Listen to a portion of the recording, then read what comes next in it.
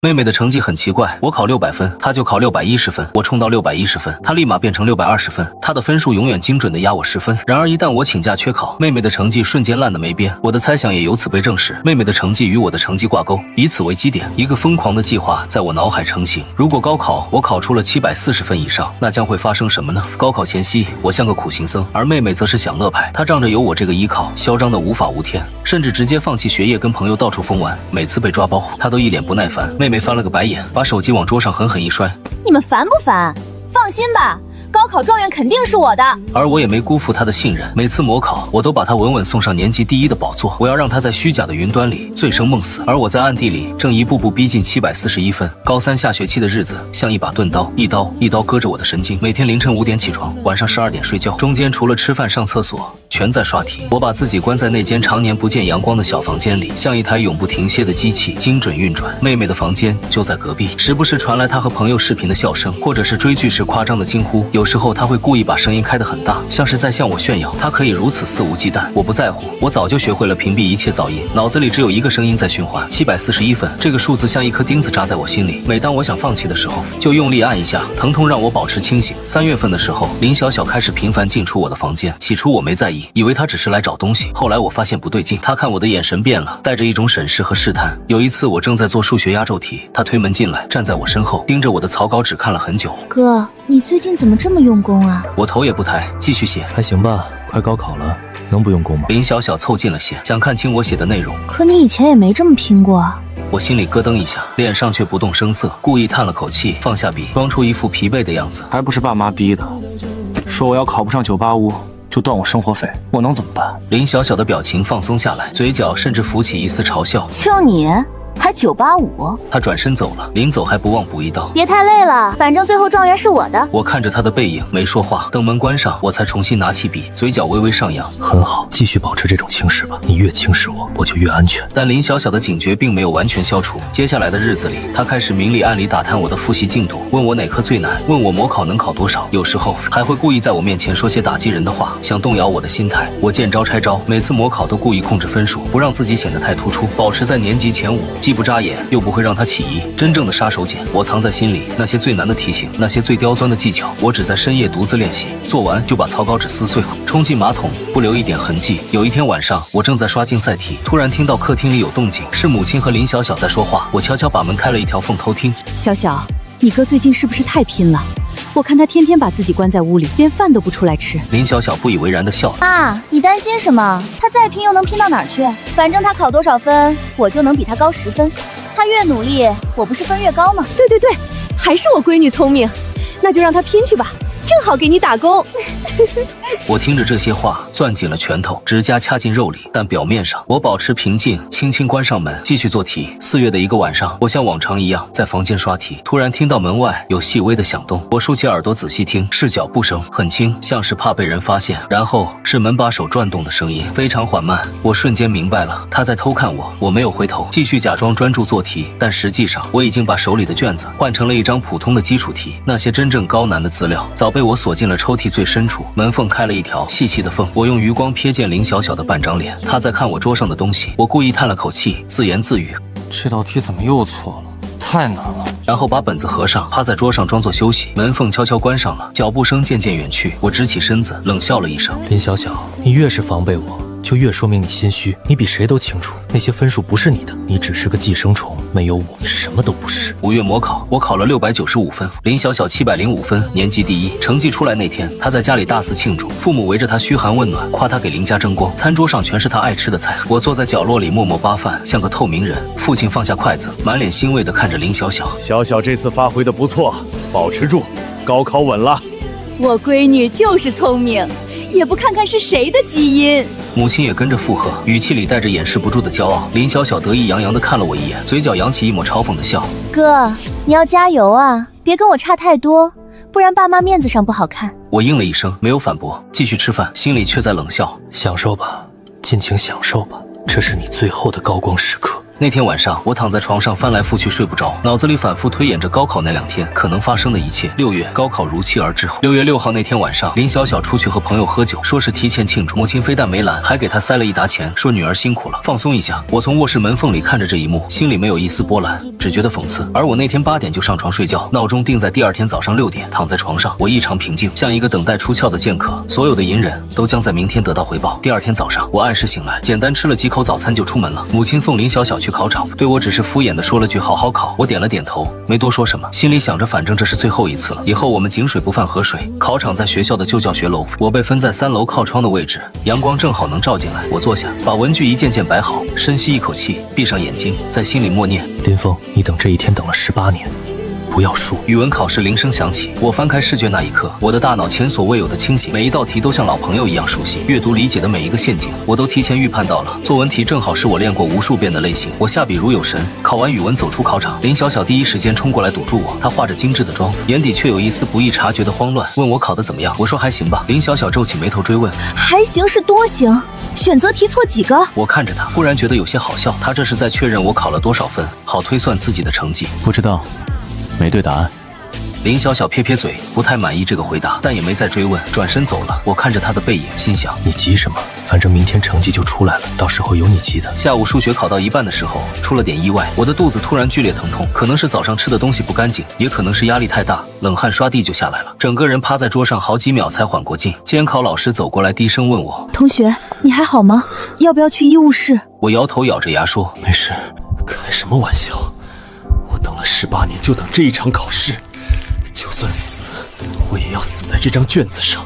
我用力掐了一下大腿，剧烈的疼痛让我暂时忘记了腹部的不适，继续做题。那些数字和公式在我眼前一度模糊，但我硬是凭着肌肉记忆把每一道题都做完了。最后一道压轴题，我用了3种方法验算，确认无误后才放下笔。走出考场的时候，我几乎是虚脱的，找了个没人的角落蹲下来，缓了好久。林小小发消息问我数学考得怎么样，我回了2个字：正常。他秒回了一个得意的表情，显然以为自己又稳了。我看着那个表情，只觉得可笑。无知者无畏，说的就是这种人。第2天考理综和英语，我的状态恢复了大半。这2科是我的强项，尤其是理综，那些物理大题、化学推断、生物遗传，全是我刷过无数遍的类型，我做的行云流水。最后还剩20分钟检查，每一道题我都反复核对了2遍，确保不会出现任何失误。英语更不用说，阅卷老师想不给高分都难。考完最后一科，走出考场，我站在教学楼门口，抬头看了看天，阳光刺眼，但我没有躲，就那么直直的站着，任由它照在脸上。18年了，我终于熬出头了。林小小第一个冲过来堵住我，她今天穿得格外鲜艳，像只骄傲的孔雀，眼底闪着贪婪的光，问我考得咋样。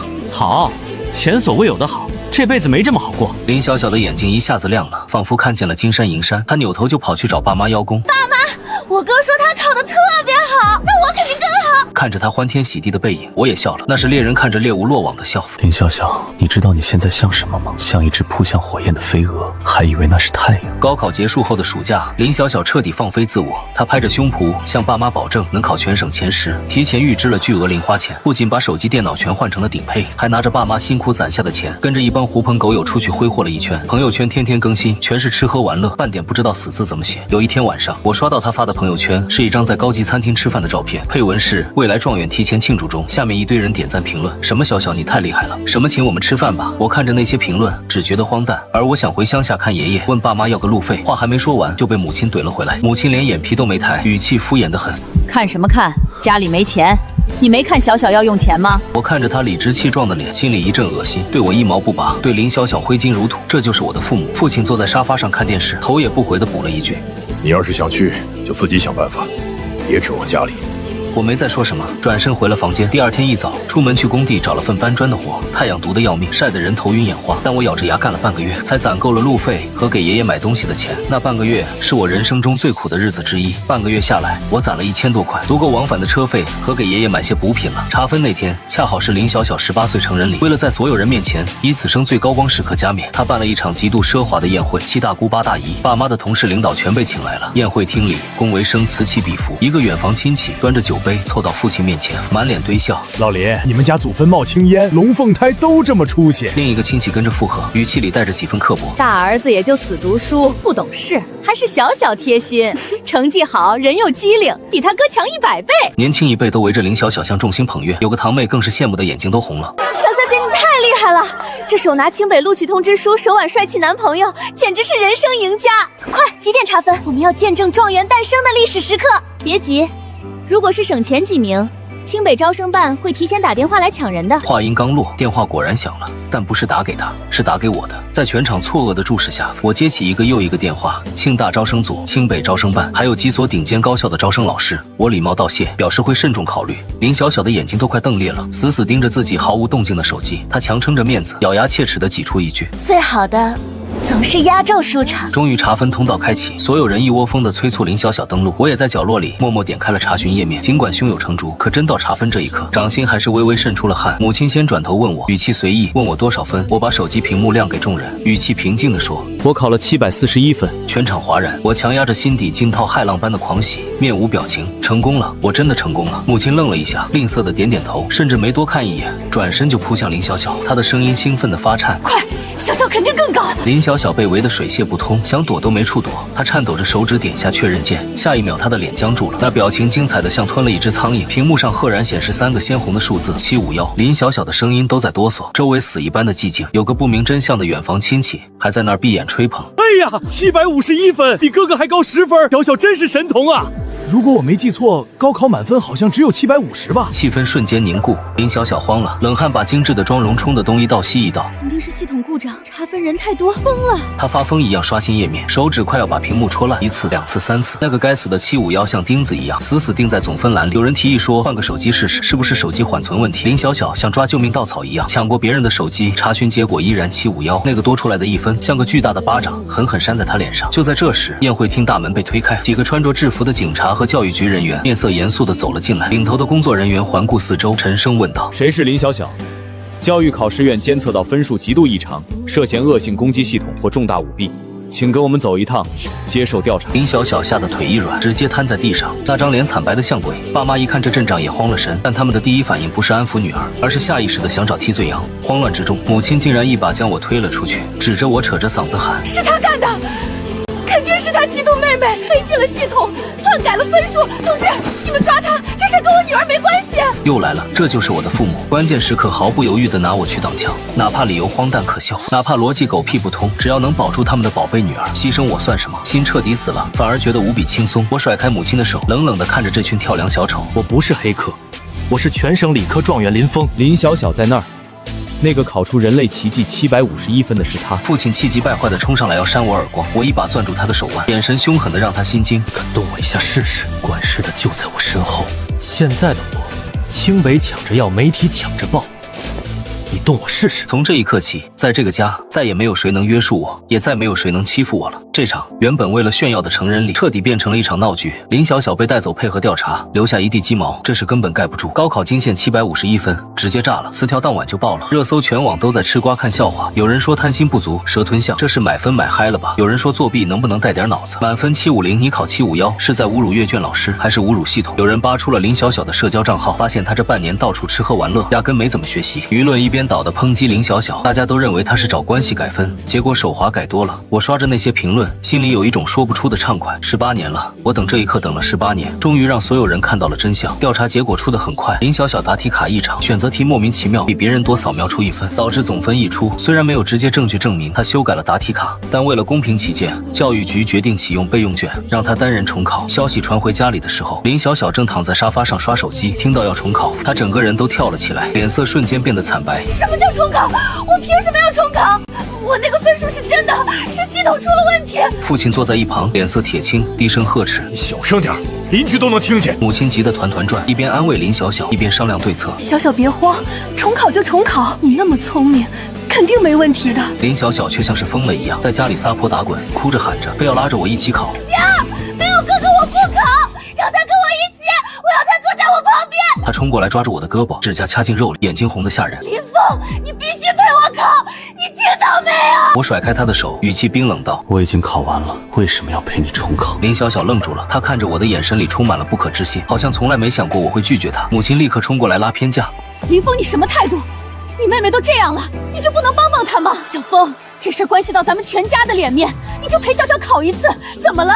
我看着他们，觉得既可笑又可悲。什么叫全家的脸面？那是林小小的脸面，这些从来都跟我没有关系。我说我拒绝，就转身回了房间，把门反锁上，任凭外面怎么敲怎么骂都不开。这种无理要求当然也被教育局驳回。最后林小小在全程监督下孤零零的进行重考，考场设在市教育局的一间会议，监控摄像头24小时运转，还有3名监考老师全程盯着他，生怕他再出什么幺蛾子。结果不出所料的考了个稀巴烂，重考总分157，甚至还没他平时瞎蒙考的高。本来也就300分的底子，这半年光顾着谈恋爱做第1名的美梦，书都没翻过。成绩出来那天，我正在工地上搬砖，接到同学发来的消息，说林小小重考考了157分。我愣了一下，然后笑了笑的蹲在地上，半天没起来。工友以为我中暑了，还给我递水。我摆摆手说没事，就是太高兴了。这场重考直接扒下了他的遮羞布，前有751，后有157，巨大的反差让舆论彻底炸锅。网友们的评论一条比一条精彩，有人说哈哈哈哈，157这才是真水平吧？有人说这就实锤了，之前的751绝对是作弊。还有人做了个表情包，把751和157放在一起，配文从天堂到地狱只需要1场重考。林小小受不了网暴，试图甩出高3以前的成绩单证明自己，结果被万能的网友扒了个底朝天。高3这半年诡异的突飞猛进，以前全是烂泥扶不上墙的300分，大家更加确信这女的从高3开始就在作弊。顺带网友还把我的成绩单扒了出来，从小学到高中，每一次大考的成绩都被翻出来，从小到大稳居前3，这才是真学霸，稳如老狗。有人评论说真的是亲兄妹吗？怎么差距这么大？还有人说一个是750，另一个连250都不够格。我看着那些评论，心里五味杂陈。曾经我以为成绩好就能得到父母的认可，后来我发现不管我考多高的分，在他们眼里我永远比不上林小小，因为他们需要的不是一个优秀的儿子，而是一个为女儿兜底的工具。曾经捧着林小小的老师同学，现在看见他像看到瘟神，连父母出门都要被指指点点。邻居们背后议论纷纷，说林家的女儿原来是个草包，靠作弊骗了大家，这么多年真是丢人丢到家了。那段时间林小小缩在房间里不敢见人，像只过街老鼠，窗帘拉得死死的，连饭都让母亲送到门口，不肯跟任何人见面。而我拿着清北医学院的录取通知书，收拾行李回了老家陪爷爷，只要等到8月底开学，我就彻底自由了。我是这么以为的。乡下的夏天热得像个蒸笼，但我待的心安。爷爷的老宅在山脚下，3间土坯房，门前有棵老槐树，蝉鸣聒噪却不惹人烦。这里是我真正的家。从记事起，我就被扔在这儿。父母美其名曰乡下空气好，适合养身体，实际上不过是嫌弃我碍眼，想让林小小独享所有的爱与资源。多一个我，就是多一份竞争。爷爷从不跟我说父母的坏话，他只是沉默的照顾我，教我认字读书，告诉我做人要靠自己。他说的最多的一句话是，读书是穷人家孩子唯一的出路。我把这句话刻进了骨头。我在老宅住了20多天，每天早起帮爷爷喂鸡，上午在院子里看书，下午陪他去田里转转，晚上就坐在槐树下乘凉。他给我讲以前的事，讲我爸小时候有多调皮，讲我妈刚嫁过来时有多勤快。我听着这些陌生的往事，像在听别人家的故事，因为在我的记忆里，父母从来不是那样的人。有一天晚上，我们坐在院子里乘凉，月光很亮，爷爷突然问我，这次高考考得咋样？我想了想，老实回答道，应该不错。爷爷点点头，浑浊的眼睛里有光，他看着天上的月亮，沉默了一会儿说，不错就好，不错就好。他叹了口气，声音有些沙哑，爷爷这辈子没啥出息，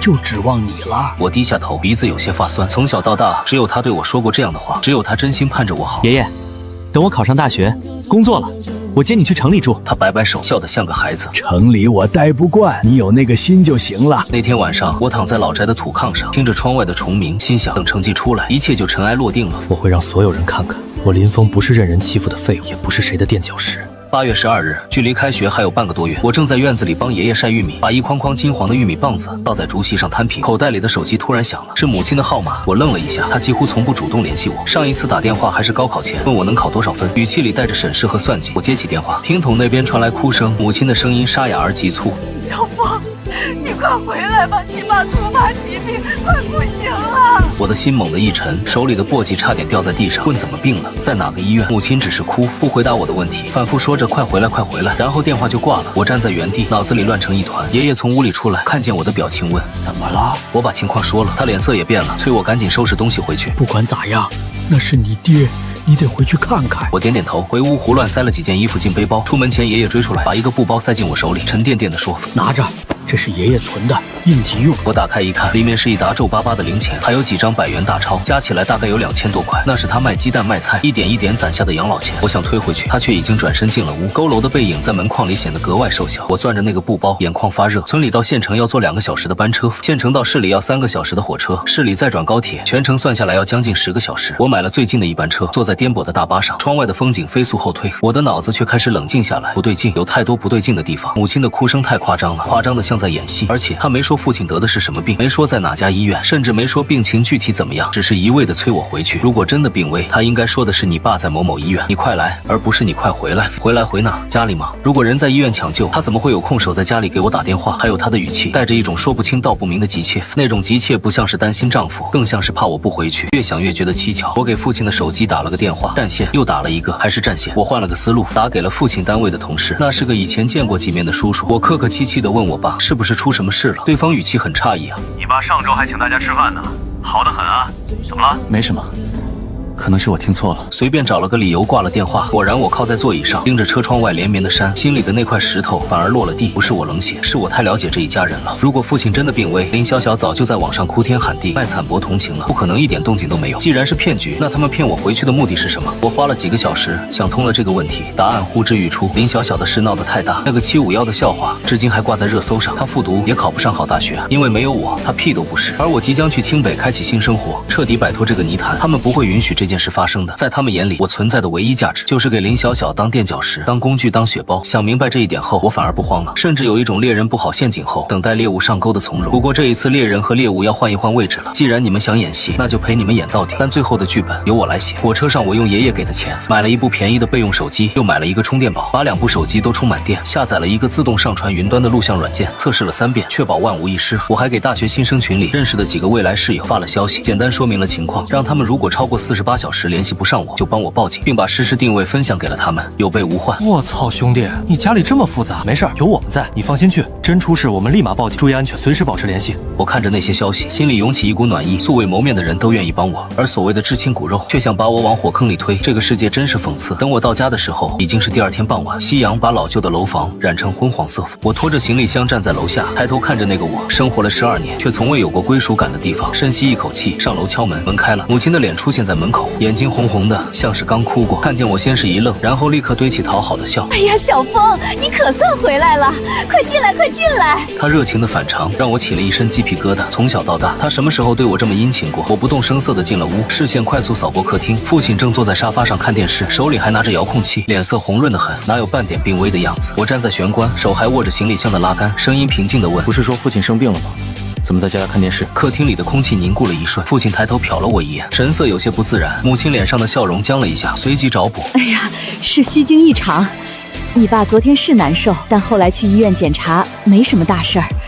我们想着你都要去北安上学了，就想让你回来聚聚，一家人嘛。一家人这3个字从他嘴里说出来，格外讽刺。我没拆穿，只是点点头，应了一声，拖鞋进屋。眼角余光捕捉到沙发另一头的林小小，她窝在角落里，穿着睡衣，头发乱糟糟的，脸色蜡黄，眼睛下面是2团青黑，和几个月前那个神气活现的天之娇女判若两人。见我进来，她抬起头，眼神复杂，里面有怨恨，有恐惧，还有一点我看不懂的东西。我装作没看见，径直回房间放行李。我的房间在最里面10几平米，常年不见阳光。小时候这是杂物间，后来我从爷爷家回来上学，才勉强收拾出来给我住。林小小的房间是朝南的，主卧又大又亮。这个家的资源分配从来都是这样泾渭分明。我关上门开始检查房间，书桌、书架、衣柜、床底一一查看，确认没有被动过手脚，然后从背包里拿出那部备用手机，找了个隐蔽的角度，把它架在书架上的杂物堆里，摄像头正好对准房门，开启录像模式，调成静音，确保录制时不会有任何提示音。做完这一切，我躺在床上假寐，耳朵却竖得高高的，捕捉着客厅里的每一丝动静。晚饭母亲做了一桌子菜，破天荒的喊我出来吃饭，还给我夹菜。小峰瘦了，马上要离开家了，多吃点。我吃的食不知味，满脑子都在分析他们到底想干什么，什么时候会露出獠牙。饭后父亲咳嗽了一声，清了清嗓子，像是要开始训话。小峰啊，这次让你回来呢，其实是有件事想跟你商量。来了，我抬起头，脸上是恰到好处的疑惑。是这样的，你妹妹她最近状态不太好，你也知道，高考那事儿对她打击太大了，她现在抑郁的厉害，连房门都不愿出。我和你妈商量了一下，你是她亲哥哥，也是她最亲近的人，你能不能多陪陪她，开导开导她？就这，我等他们图穷匕见。果然母亲接过话茬，语气里带着几分试探。对啊，小峰，你俩是龙凤胎，是血浓于水的亲人，打断骨头连着筋，你帮帮妹妹怎么了？我依然不接话，只是看着他们，气氛僵持了片刻。林小小突然抬起头，眼眶红红的看着我，声音带着哭腔：哥，我知道错了，行吗？这段时间我想明白了，以前都是我不好，我不该那样对你，你能不能再给我一次机会？我差点笑出声来。他演技进步了，可惜我不吃这一套。我问他们到底想让我干什么，直接撕开那层窗户纸。我没耐心跟他们打太极。父亲和母亲对视一眼，似乎在确认什么。父亲终于摊牌了。小峰，是这样的，我们想了一个办法，能让小小也有学上。我挑眉，示意他继续。小小跟我们说了他高考那个成绩的事。那个什么10分的规律，你应该比我们清楚。你们俩之间有一种很特殊的关联，只要有你在，他就能考高分。我心头一跳，他居然把这个秘密告诉了他们。父亲站起身，走到我面前，语气里带着几分不容置疑的意味。所以我和你妈商量了，你看能不能晚1年去清北复读1年，明年跟小小一起高考。